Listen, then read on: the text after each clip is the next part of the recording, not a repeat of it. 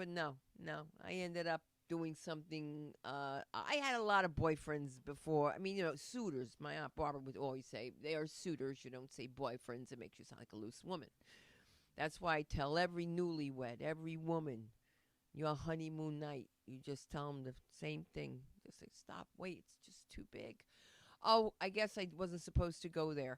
I don't know if this is a clean show or an adult show, but I was just giving you guys some information that maybe you might need. You know what I mean? Sometimes you might need a little advice. Look, I didn't have any advice. When I had to meet my in laws for the first time, nobody told me that Jews can't whisper. Oh, yeah, I'll tell you when I learned. I met my mother in law for the first time. Ruthie, they know. Listen, we got people here that I asked them not to laugh, but thank you because I need a laugh. I've never performed to a camera before. I mean, with my clothes on. I'm kidding about that. Seriously. I mean, really, you don't want to see a map of Southeast Asia on this. But, it's a wonderful thing. I will tell you what that does do, though, when you have kids. It gives you that cure for wanting to have implants. Because I wanted to just sleep on my stomach, and I'm going offline and off track. But I want to tell you about my mother-in-law and why Jews can't whisper and how I could prove it. I met her for the first time. And I knew there was a problem before we got there. Let me tell you what happens. In the car on the way to the Passover Seder, it's Pesach, my boyfriend at the time leans in and says to me, look, we're not going to tell Mommy you're black. And I'm thinking, what are you going to tell her? I'm plaid? I mean, what are you going to tell these people? But you know something? He's a genius and he's so smart. Yeah. Let me tell you, not noticed I'm black. Well, let me tell you something. She noticed, and that's when I noticed that Jews can't whisper. I met her for the first time, and I said, Ruthie, thank you so much for having me here today. It's so nice of you. And she said, the pleasure's all mine. Have a seat. Elliot put my pocketbook away. And I heard that. I heard that. But I was still trying to go along with the program, and I was kind of anxious because I met their best friends for the first time, Edie and Mordecai. So, and look, I know this is a Zoom comedy show and that you guys don't get it, but I can't make this up. Edie and Mordecai. I mean, there's no Edie and Mordecai's in the hood. If there's a Mordecai in the hood, he's collecting rent, and mazel tov to him if he can. Anyway, let me explain. So Edie is this big blonde Hungarian Jewish princess with green eyes, blue eyeshadow. Every time blinks her eyes, looks like traffic lights saying go, go, go. Sweetheart, Ruthie says to me that you say you're black. You're such a beautiful girl. Why do you want to say these things about yourself? I said, excuse me? She goes, please, I'm school teacher 26 years in Brooklyn. Believe me, I know the black people. You are not black. So I said, thank you. And then I stole her wallet because I don't know. I was trying to represent. I don't know what she wanted from me. I don't know what's going on with these people. They sat me next to the oldest person in the family, and I thought it was an honor, all right, because she was 96 years old, Aunt Rosie. And then she leaned into me, and she says, don't get too close. I've got shingles, and it's contagious. And they were trying to kill me, I thought. I mean, then the father pulls out this green, bushy, leafy stuff and says, we will now all partake of this bitter herb. And I was like, I'm down because I brought my rolling papers. But it wasn't that kind of party. And I don't even know who I'm talking to. I don't even know if you guys are even thinking I'm funny or if that guy is going to drink his wine from 2018. I wish I was back in 2018. That had to be how many years ago already? I don't know. I'm making a joke about that because let me tell you something. I probably should have stuck with what I came with. Now, before I did stand-up comedy, I got a degree in criminal justice. That's right. I have a bachelor's in criminal justice, and I am a former probation and parole review officer. I know I don't look like I'm dressed for it, but I am. And I'm going to tell you something. It was a challenge being in those jails in Newark, walking around, looking at these guys thinking, there's a lot of cute guys in this jail. And it happens. I mean, look, my clock was ticking. Back then, it's 22. You're not married by 25. You're an old maid. And I'm looking around thinking, oh, there's so many cute guys. Look at the brother in Cell Block 5. He got some pretty eyes. He didn't kill nobody. I might even get a fur coat. That fur coat thing only works in New York. I noticed that because out here, it's totally no fur, which is amazing. I find everybody is so vegan and so clean, and they're all smoking in their car, and I love it. I'll tell you what I don't love, however, is eating my kids' candy and not knowing what the hell is in it, okay? So just don't play around with kids' candy. Oh, they're my kids' friends' candy, okay? It's always their friends' candy. Have you ever had a jujube and suddenly slide down the refrigerator and say, something within the jujube? Now, let's face it. LA has some great things. You have a right turn on red. You got, like, you know, pot next to the Trader Joe's, which makes no sense to me. Because then you go to Trader Joe's first or do you go to the pot store first? I mean, these are things that confuse me. And you know what else confuses me? These TV commercials they're doing for people of a certain age. I'm tired of it. Tired of it. You know what that's like? I walk into my kitchen and it says, have you ever walked into a room and realized you don't know why you walked into that room?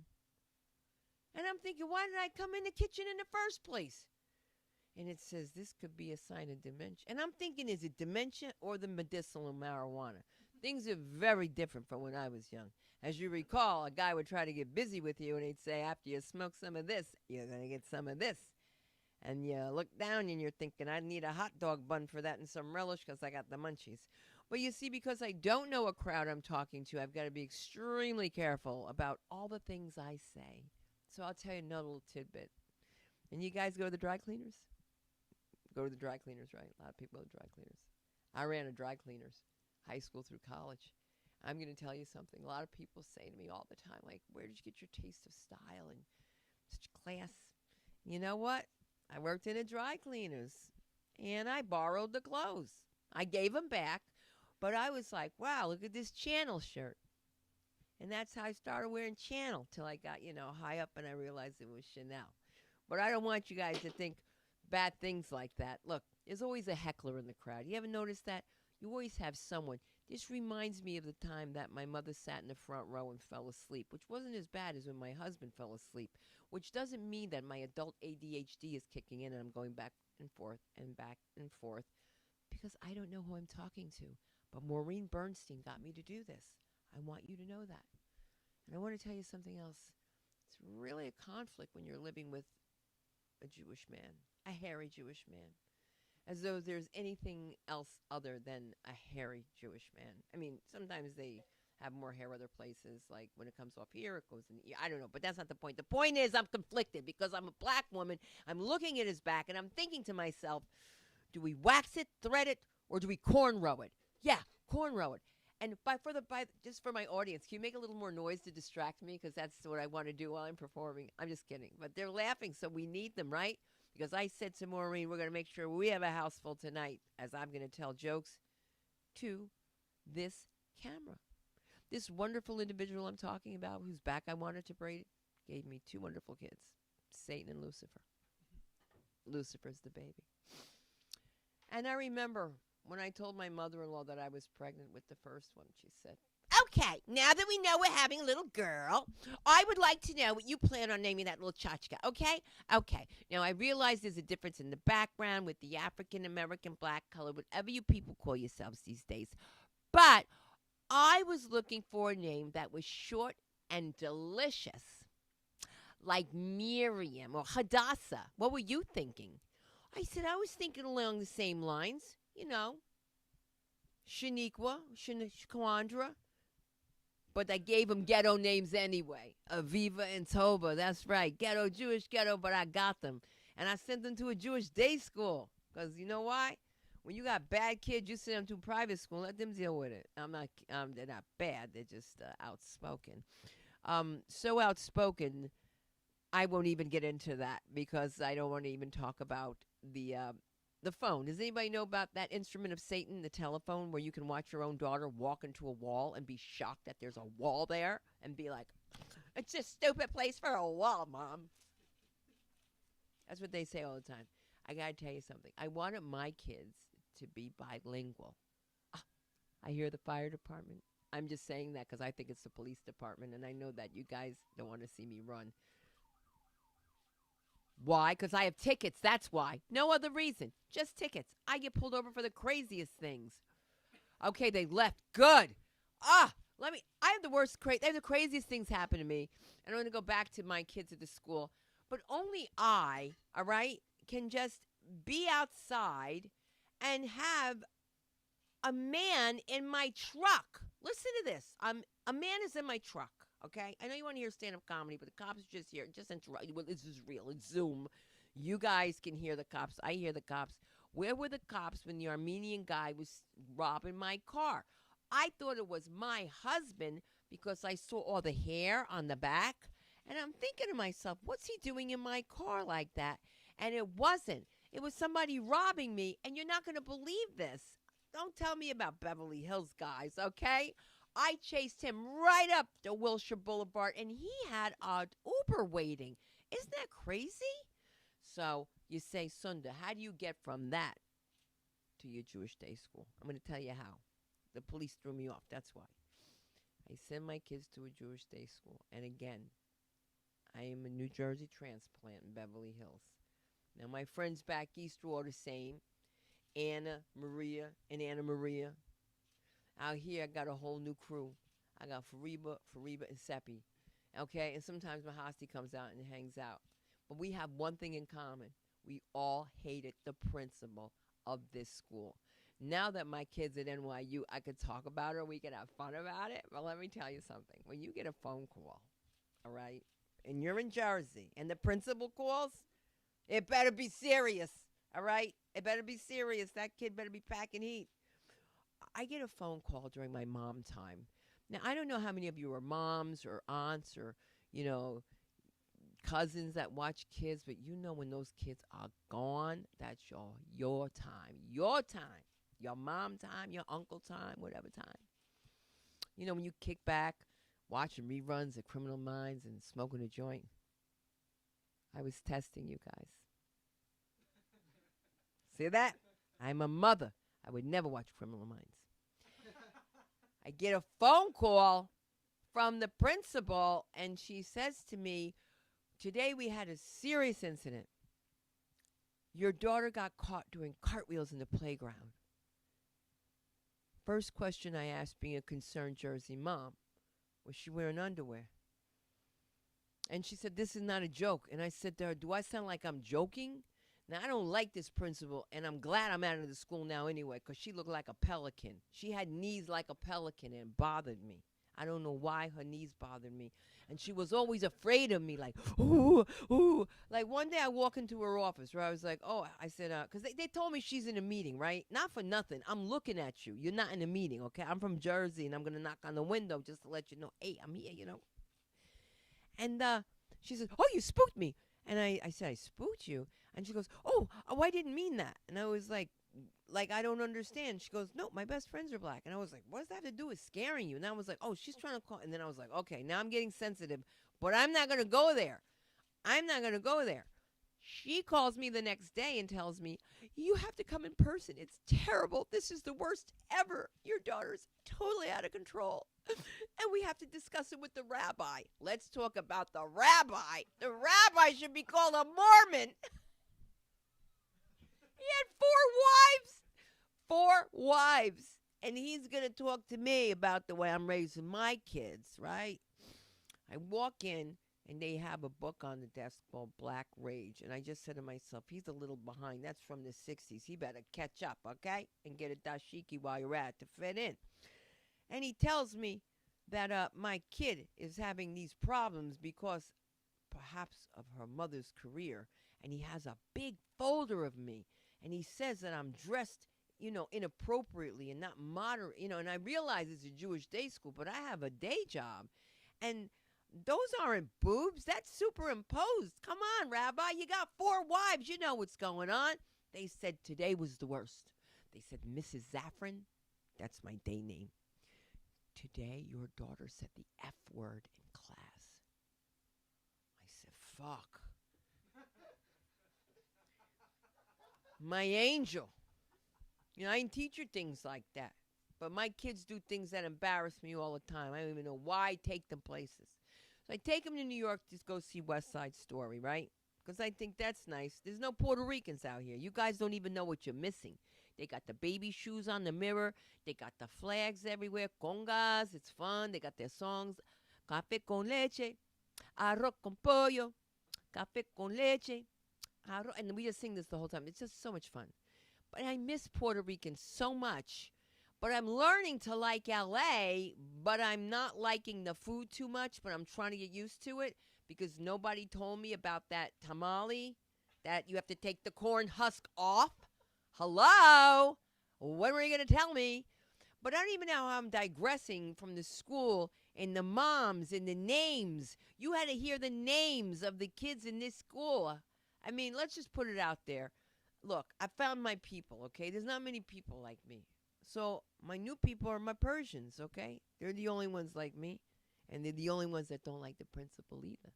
So listen to this. I'm talking to my friend Fariba. I go, I can't stand that principal. The one with the knees? I go, yeah. She walks like a pelican. And she's like, I don't understand that flower. And I go, not the flower, the bird. That's that's the bird of paradise. I'm talking about pelican now. And then my friend Mitra says, I can't stand her either. And Mahasi said, I would like to beat her up. And I said, I'll hold her down. And then Mitra said, then we will stone her. And I said, stone her? Because, like, bro, I'm from Jersey. We're going to key your car. You understand what I'm saying? I'm not going to stone you, but, like, I never thought of it that way. And it's just crazy. You know, I'm learning all these things. It's such a beautiful culture out here. I've learned something about Mexican food. When you tell them that you want it light spicy, just say you don't want anything because everything's burning me all the time here. I don't know why. And everybody lies to me. They're like, this isn't spicy.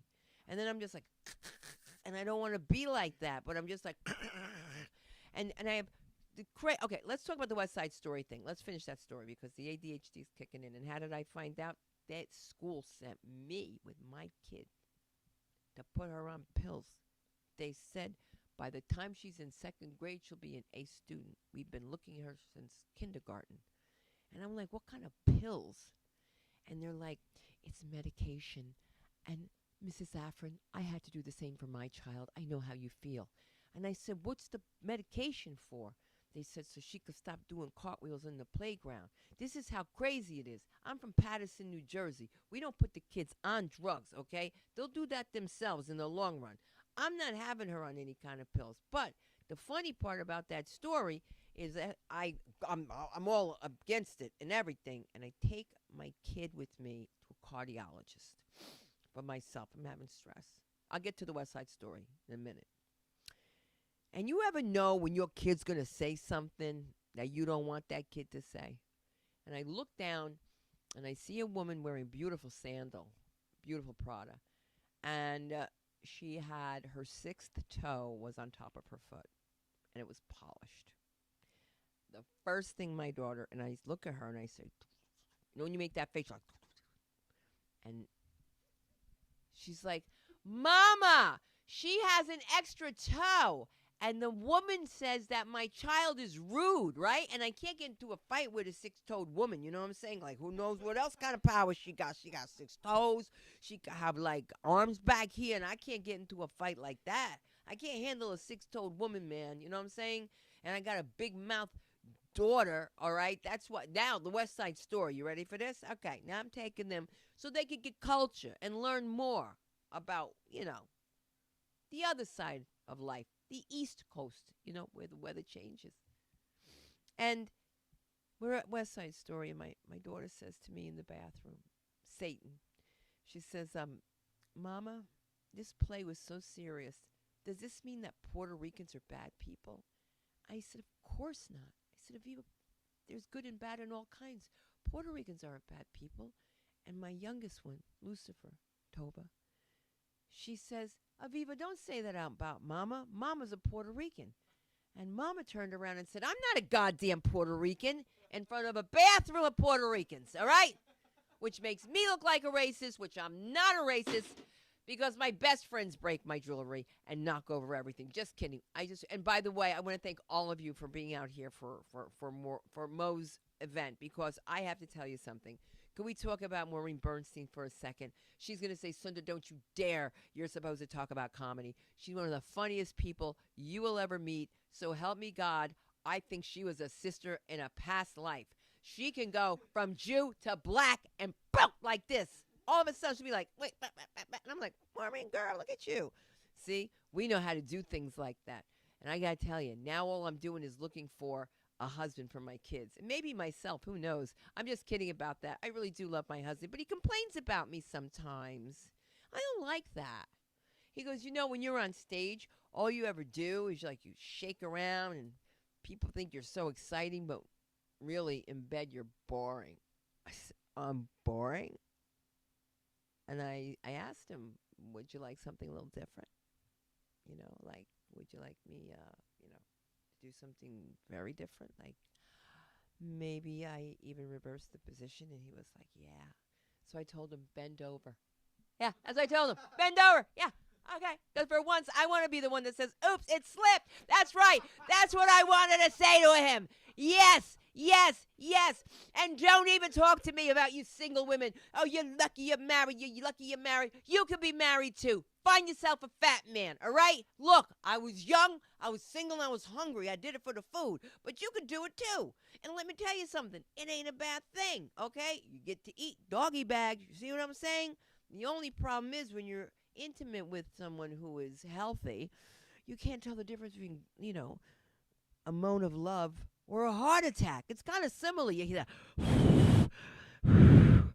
And the worst thing to hear is, baby, tell me what you're thinking. You should never ask a girl from Jersey what she's thinking. Because I'm going to tell you the truth. Lamb chops for me and liposuction for your fat ass. Yeah. You want to know what I'm thinking? I'm thinking you drop one more bead of that acidic sweat in my hair and I'm going to stab you. Do you really want to know what I'm thinking? I'm thinking, suppose you do have a heart attack on me and your wife comes home. Who's going to slide my body from under you before the cops come home? So I married him. That's right. That's how I got Satan and Lucifer. Forgot to mention something about those kids. Aviva looks like she's out of Norway or something. And Toba, my youngest, is an Asian baby. Don't ask me how I have an Asian baby, okay? It's not like I ate Chinese food or anything during the pregnancy. There's Russian people on his side because there's nobody on my side. And I know that she looks Asian because other people who adopt Asian babies look at me with that smile like we did too. And I'm like, you want another one? Go right ahead, okay? Because she's not. Now, I didn't know I didn't look like my kids. You don't know that until you start walking through a place called Holmby Park. A woman comes up to me and says, oh, my goodness, she's so attached to you. And I said, yeah, she's a good baby because I was a new mom, I was so excited. And then she said, is the family good to you? And I realized, oh, she thinks I'm the nanny and I'm the mammy. So I said, well, they are pretty good. I said, I get some perks. I get to sleep with the husband. And she said, oh, and that's how the Wailing Wall was made in Israel. Oh! And by the way, the Wailing Wall does work. That's how I got pregnant with Aviva. But anyway, back to my Asian baby. I don't understand how it happens. It just happens where people think, and believe me, and my sisters of color will be in your face and be like, that same baby daddy. I was like, yes. Which brings me to another point. Now that I will be a little political. I'm going to be a little political. I do think that things have not changed enough for women. I know. Pregnancy tests. Don't you think by now, they should have a pregnancy test that tells you who the father of the baby is? Now, that's something good. I don't want to be a part of this cancel culture. I don't even know what it means. My kids said to me, are you woke? And I said, I don't know. Your father tells me. I don't know if I'm woke. I guess I'm woke. They wanted me to protest. I said, why? And they said, because you have to. And I said, I can't. I just can't right now. I could bake a cake. By the way, I thought I would promote myself in the middle of my act. Where's my book? I'm going to tell them. How many minutes? Have I gone over? Because she'll kill me. Oh, my God, I went over. Wait a second, guys. Don't leave. Don't leave. Don't leave. Because Maureen is going to make sure. Oh, Maureen's talking. I went over? Did they have me on?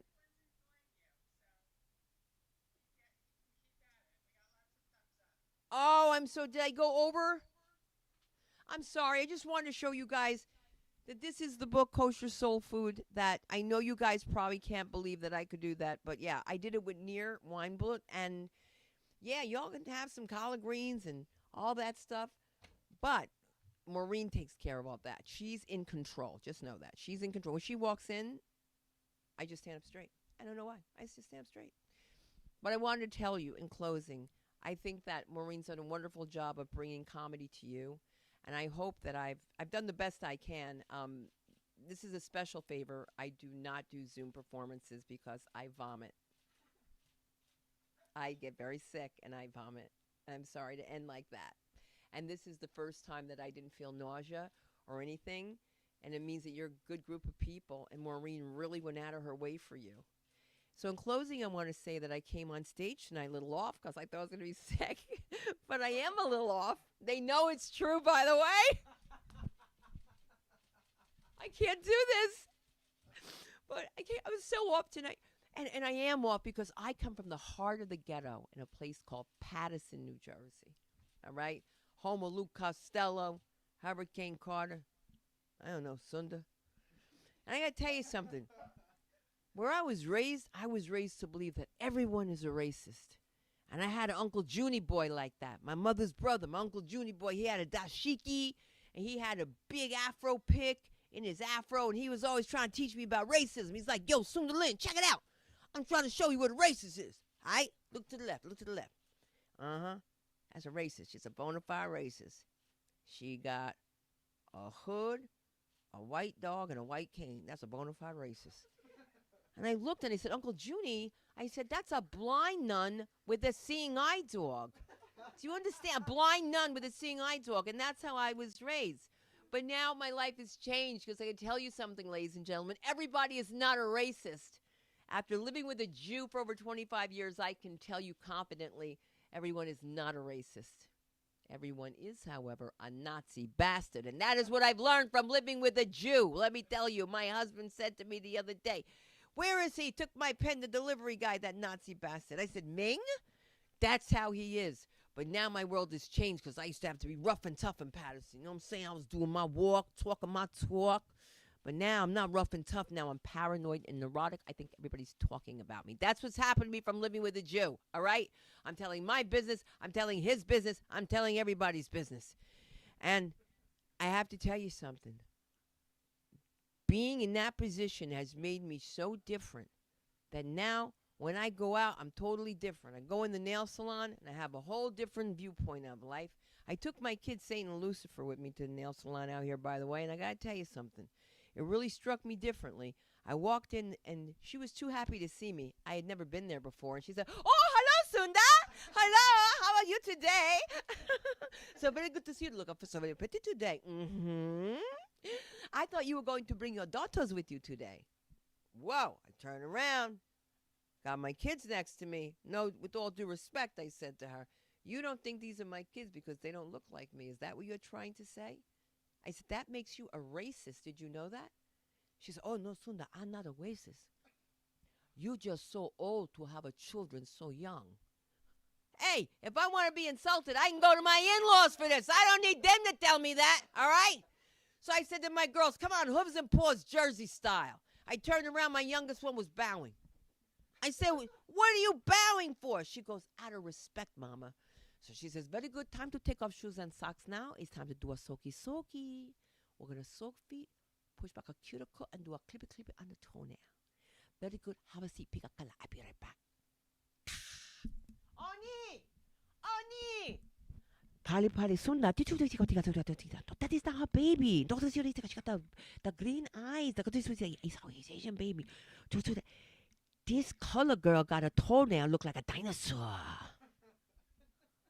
After that, I said, you know what? I'm not going to be talked about like that anymore. And I'm changing my game, and I'm going to a black nail salon. And they do exist. In Beverly Hills, there's one. La Vie L'Orange. Mention my name, 10% off. I'm such a Jew. I'm here to tell you this. After my experience in the black nail salon, I went right back to the Asian nail salon. I went to the black nail salons, and they talked about me in English. In English! And if this didn't go over well, you're going to have to come see me live sometime when Maureen Bernstein is performing. But just let me assure you that there is only one Sunda Croonquist. when you're Swedish and black and you look like a Puerto Rican and your mother a Jehovah's Witness who loves country western music and sells Amway while cheating on Mary Kay, gives you a Hindu first name with a gangsta Italian stepfather, and sends you to an Irish Catholic school, you've got comedy. L'chaim. Have a great holiday. And thank you so much, Maureen. And thank you, everyone. Where are they? Can I look at them? Hey, guys, because your camera's here. Did you have any fun? Did they have fun? Hey, you. Oh, hello there, handsome. Can we talk now? So I don't have to stand. Look what I wore for you guys. Look. Look. Show them my shoes.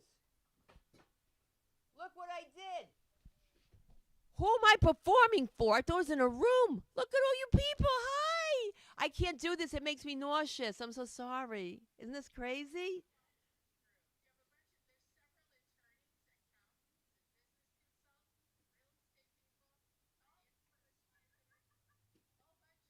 Did I insult everybody, I hope? Did you like it? Oh, I'm looking at the wrong thing. I'm sorry. Because if I look back and forth, I get nauseous. I can't get nauseous on you. It will happen in front of us, and that would be just terrible. It would be awful, but we're not going to do that. He just shut me right off. It's okay. And this is my hair, by the way. I just want you guys to know. If you want to follow me, you can check out some of the comedians, some of my friends. Who would they know? Finesse Mitchell, Blair Underwood, Tiffany Haddish. Maureen Bernstein's going to come on and talk about women in real estate at one point on Talk Show on the Go. So, look at YouTube, Talk Show on the Go, and all that jazz. And this guy looks like a relative over here. Look, there's real people. Maureen, I'm bad with the computer. I must really adore her. I do. And I hope you adore her as well, because it's not easy to put together a theater for you guys, but I'm happy and willing to do it at any time. I'm going to be opening my own club. You're going to see me at Sunda's, okay? It's time for me to get my own thing right now. But thank you guys so much. And I know him from somewhere, this one. Was it really? Thank you. Good night.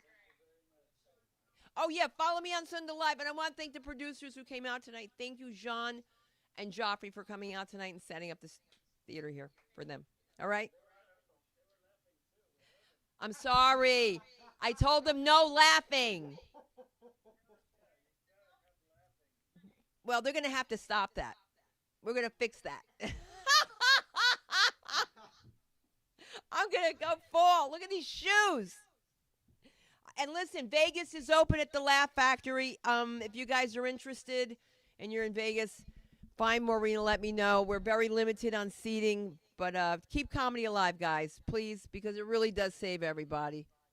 It really does.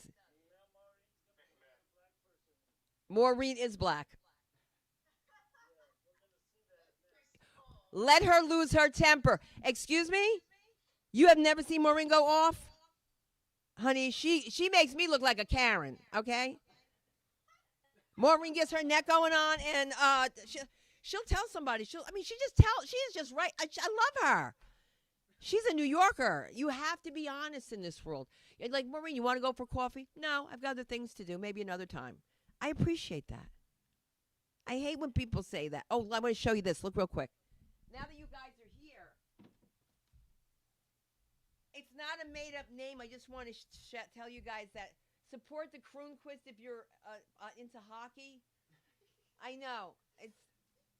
It's a relative. What can I tell you?